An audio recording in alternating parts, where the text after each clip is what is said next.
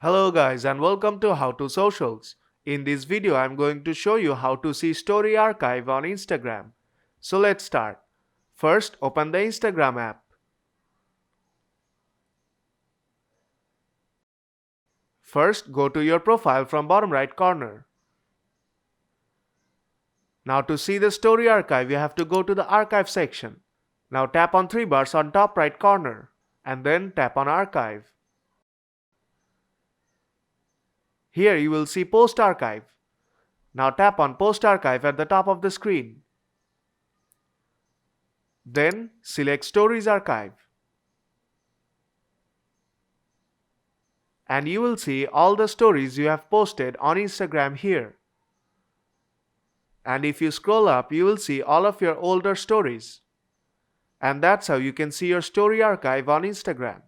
So if this video helped you out, then don't forget to leave a like. And see you in the next tutorial.